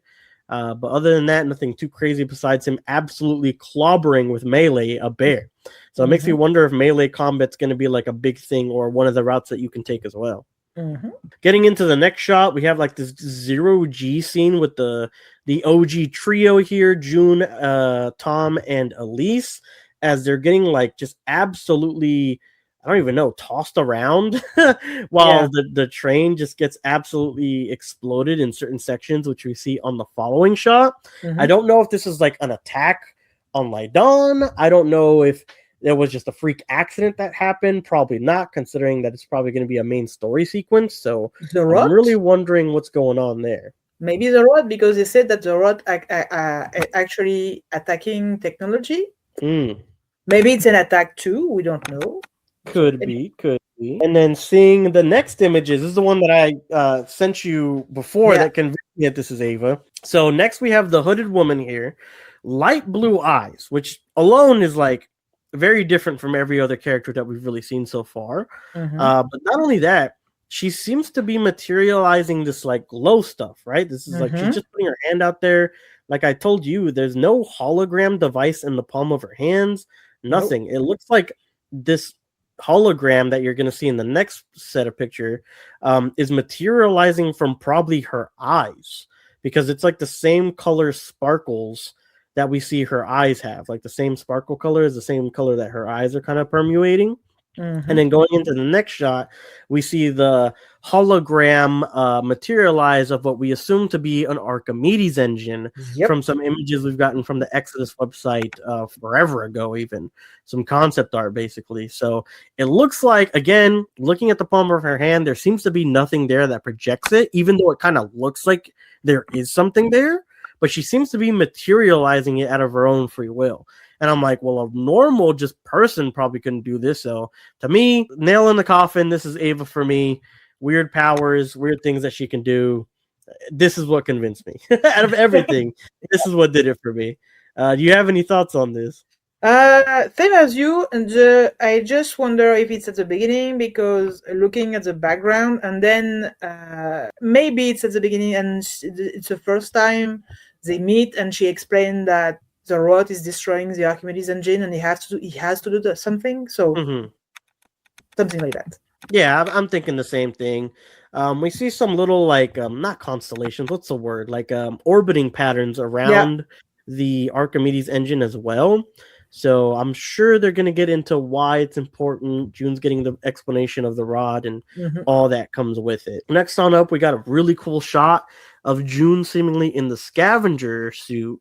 So this could be early on in the game as well, overlooking a planet that kind of looks like it got glassed. I don't know if you've ever seen a glassed planet in like a sci-fi media. I'm thinking Halo Reach. We see it like get absolutely destroyed. It's getting pressurized by lasers so much that the surface of the planet looks like broken glass. That's why they call it getting glassed. But it just looks insane. Personally, I look. It looks more like a volcanic primal planet. Like the volcanic activity is still ongoing, and the plates are just more like the Earth at the beginning. But yeah, anyway, it's not good. But did you notice the aurora borealis? Or yes, that looks really nice in the background. That at the very top. The space shots are going to be crazy. And then going on to the next one, we have where I assume to be like maybe Jun's home's patio. Like he's just kind of looking out or something. I believe it's Melayu. You think this is Malayu? Could be. Could be. We don't really know what it looks No. like yet, but It's just a guess. yeah, it could be. It definitely could be. Maybe that's where our headquarters is. Maybe it's or somewhere maybe over there. Yeah, because yes, you're right. Because there's a C, and we in the handbook, or the page is shared. And what point when they speak about the Aslan dynasty, you have a shot, and they show a beach below. So maybe that's that. Yeah. Mm-hmm. Maybe True. that. And then getting into the next shot, Yeah. we're at some like city streets or something. We see some very unique looking street Yeah. lights, and then a statue of sorts in the background. Can't really make out exactly what the statue is, but it does look very unique for sure. Got some Yeah. people just kind of going about their business. Probably like the liveliness that we'll see when we're wandering the streets ourselves. Mm-hmm. They have confirmed that the game is not open world. It's more like, okay, there's this general area or like a hub, and you'll be able to explore that area, but there's a certain direction we want you to go. Like, that's pretty much how they've explained it. But basically, the next image seems to be what I think is the elevator tower. Yeah. That they've mentioned in the books, that they've mentioned in, I think it's the player's handbook, that goes up so that they can deliver and export goods from the planet. So I think that's what we're looking at there. Going on to the next image, more Crybaby. More Crybaby, Jun in the scavenger suit. This could be where they crash landed. This could be a little bit after. We did see another previous screenshot where the background was kind of gray, like a ship material. So maybe this is that same scene, just a different angle, or later on, like by a couple seconds. Nothing too much of note besides Crybaby herself. Next on up, we have Phaedra. A good look at her face. And one of the theories that I had with Phaedra is like, whatever her powers are or whatever that help you, maybe she's like using them too much, and that's why she's got like this like scarring or whatever happening with her face. Also, I don't remember right now. I don't have the image right in front of me, but this could be her hair graying out, because doesn't she have gray, like full gray hair later? In the gameplay trailer, I remember she has very light hair, but I don't remember the color. I remember wondering why she has those crystals around her eyes, and she has already eye very clear, but we didn't see those marking on her face, so I don't know.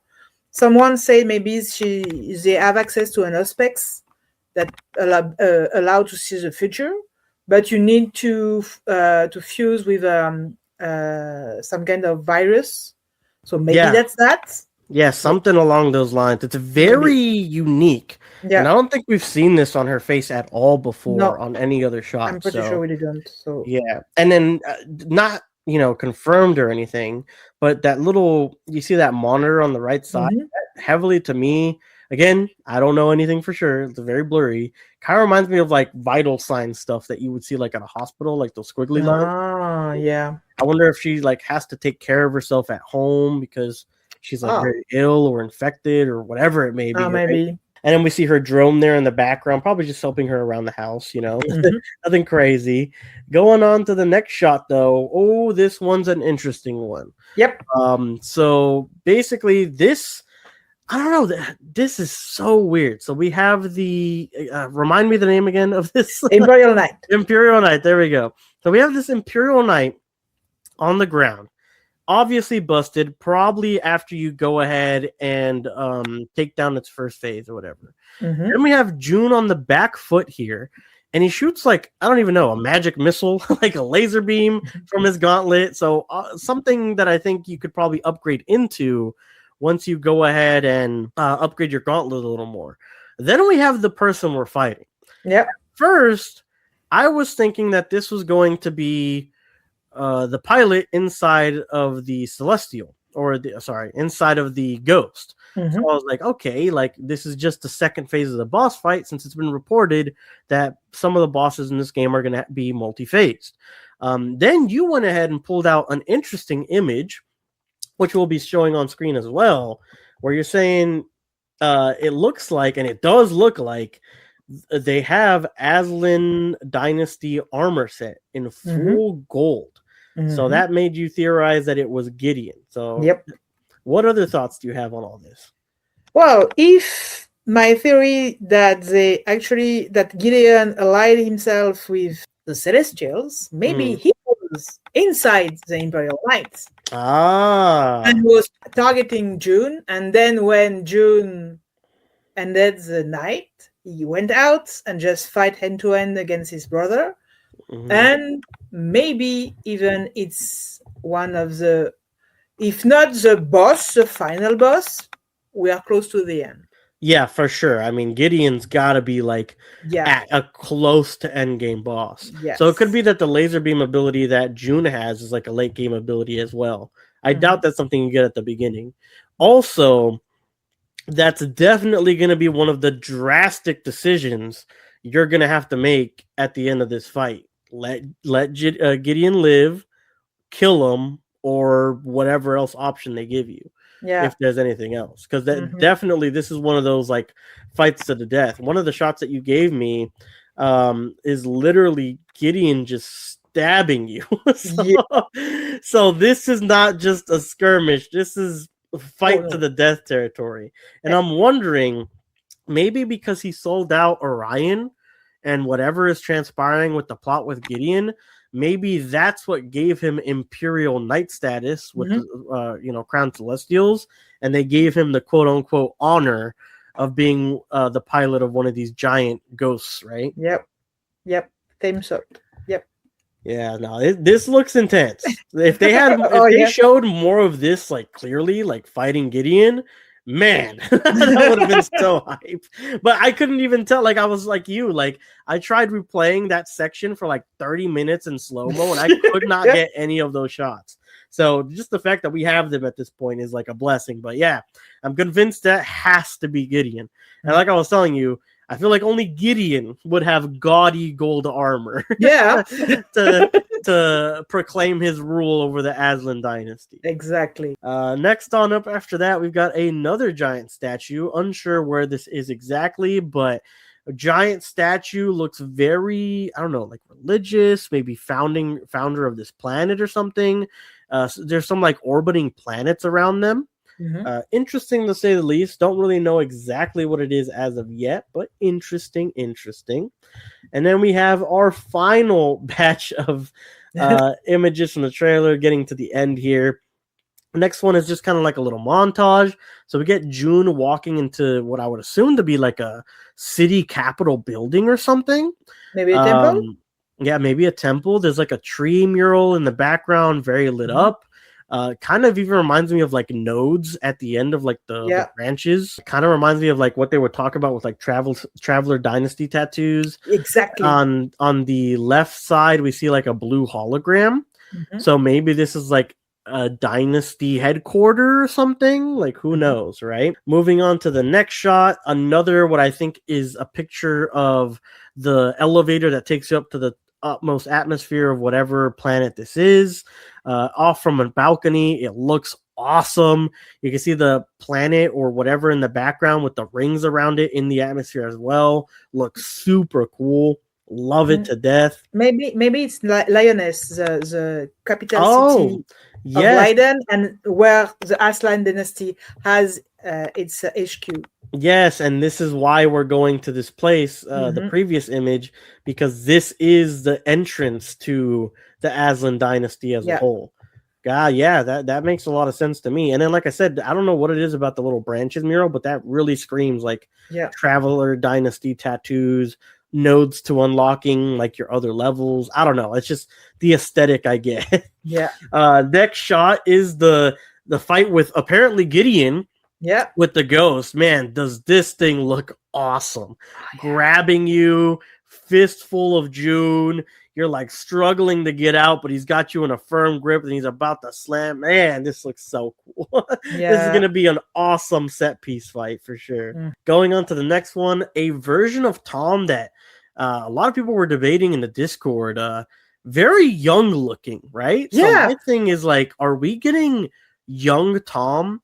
But then when we leave him on an Exodus, we get that older one we've seen in other gameplay shots. You know what I mean? It's weird because in the trailer it looks older. The gameplay trailer it looks older, and it looks younger. So I don't know. Maybe it's just a model, but it's weird. I don't know. I just feel like they wouldn't be this inconsistent with the models unless it meant something. Like maybe this is the Tom that you meet at first, and if you take him on like every Oh. Exodus run, he never really Maybe. ages because he's with you, right? Yeah, maybe. And then when you leave him behind for like a mission or two, I mean, he's a human, so then he starts aging, and we get the more dad bod looking Tom later on that we've seen in previous trailers, even. Yeah. So that's interesting in itself. And he says, in this line, he says, "No pressure, kid," because they're talking about, saving the fate of Light Dawn and humanity, all that. Next shot, we get a goofy-looking face expression for Jun yet again. Have no idea what he's doing with his mouth, but he's got Aslan Dynasty armor going on the left, again, because of the purple accents. I think that's Solomon. And on the right, I think that might be Phaedra over there on the right. Same for me. Other than that, we get the final seconds. Confirmed, finally, we are getting Exodus, as of right now, early 2027.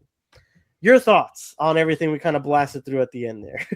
It can't arrive soon enough. Yes, I can't wait. No, I'm very excited.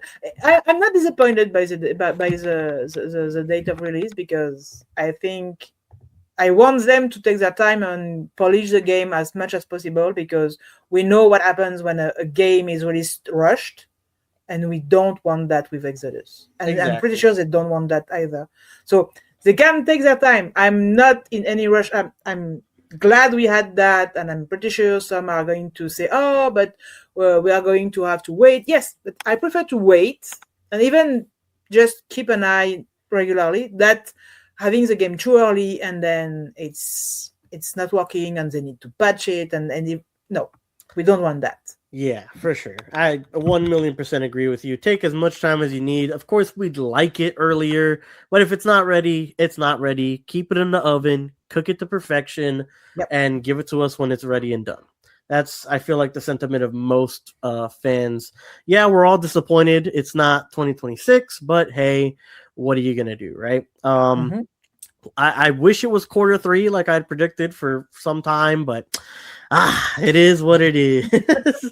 We'll see what ends up happening. We have a bunch of reveals still to come.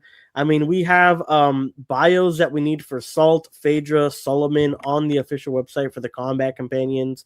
Technically, there's been no name released for Braid Girl, who I assume is your pilot, the girl on the far right at the HQ meetings, and your awakened wolf companion. There's no name for any of them, and they don't have bios, along with Emrys and the rest of the combat companions, being Salt, Phaedra, and Solomon. So there's still a bunch of stuff to be revealed.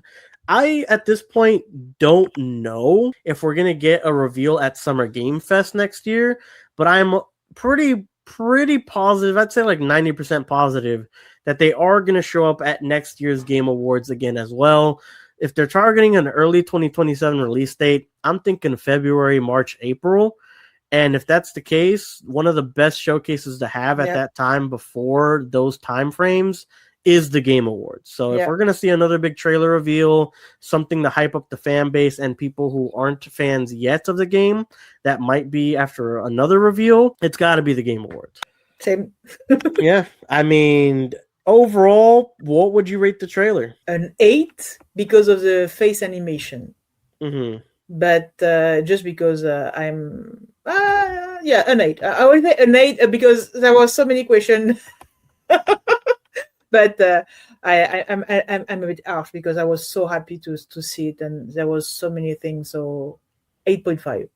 8.5, yeah. I mean, for me personally, I would say it was an 8, just solid 8.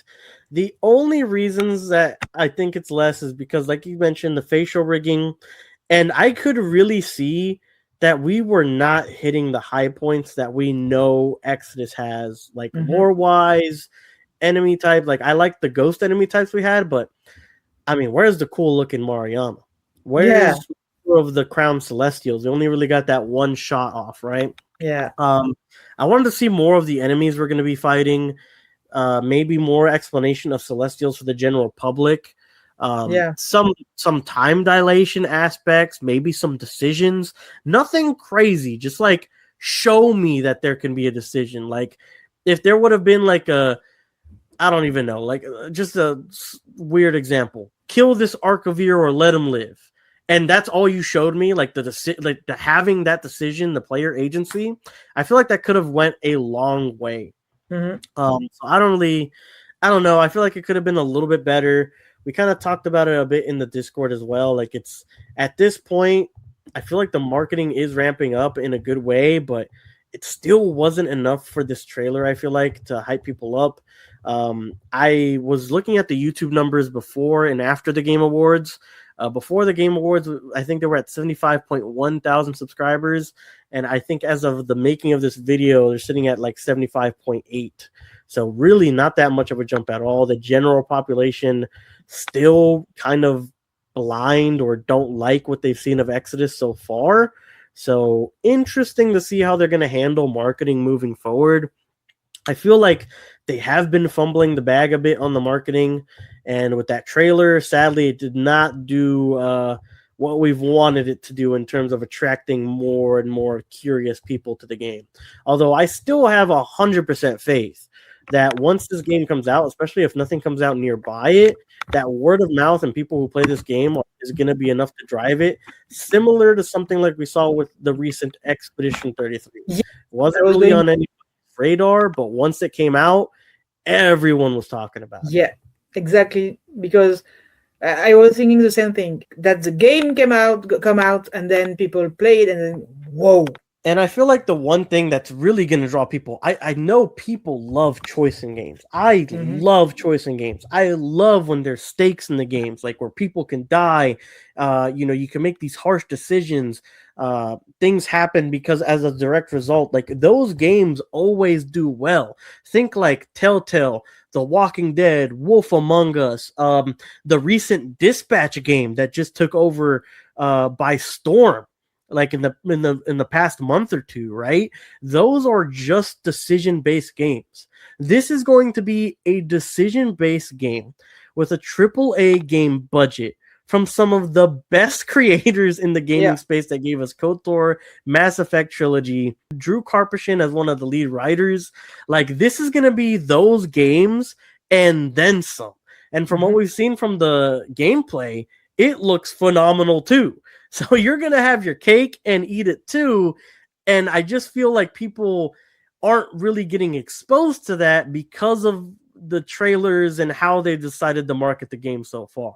But like I said, regardless of what happens, even if they don't hit the nail on the head with their marketing moving forward, once this game comes out, I can feel it in my bones. This game is going to pop off in the gaming space. Yep. I hope. But yeah, we're nearing the end here. Emma, is there anything you want to say about the trailer? Closing thoughts? Anything that you have?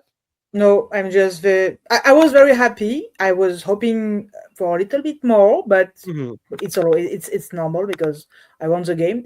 Yeah, you're never going to be fully satisfied unless it's just until the game is out. I won't.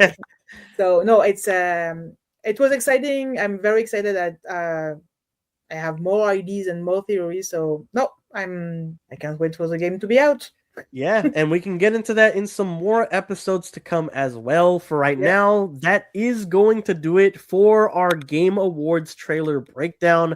Guys, if you enjoyed it, make sure to go ahead and hit the like and subscribe buttons. Keep in tune over on Spotify as well, as we're also live over there if you like listening or watching over there as your preferred platform. Other than that, that is going to probably be the last episode of Traveler Talk for the year. Can you believe it? We're already in December, the later half of the month already, 2025.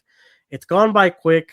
We've had a couple of great episodes here on the podcast. I just want to take a moment to thank you, Emma, for coming on the show, agreeing to be on here, speculating with me, breaking stuff down. It has been a pleasure, and I hope for many more episodes to come leading into next year with some more hype stuff, hopefully being revealed by Archetype Entertainment for Exodus in the running time. I'm the one thanking you to invite me because it's just awesome to do that. So thank you very much. But yeah, guys, that is going to be it from me and Emma today.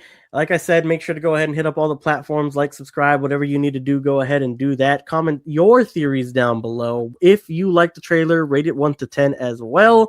But that's going to be it for Traveler Talk for us for the year. And we'll be back anytime we get some more speculation we want to hit on, some more lore stuff we want to hit on, or if they drop some new reveals later through some more interviews or through their website as well, like I said, in 2026. So don't worry, there's more Traveler Talk to come, more breakdowns here on the channel. If you guys haven't already, go ahead and check out Emma's writing page, which I will have linked down below. A completely original fan-made story in the Exodus universe from Emma. I'll have that linked. Emma, is there anything else that you want to plug before we end off here? There's my Tumblr page, so I'm going to probably continue theorizing there, and I have some idea for the next chapter. Nice. All right, but that's going to do it from us. I hope time dilation hits so we can talk to you guys on the next reveal. But anyway, guys, we'll see you guys then on the next episode of Traveler Talk. Have a great one, and have happy holidays. Later. Bye.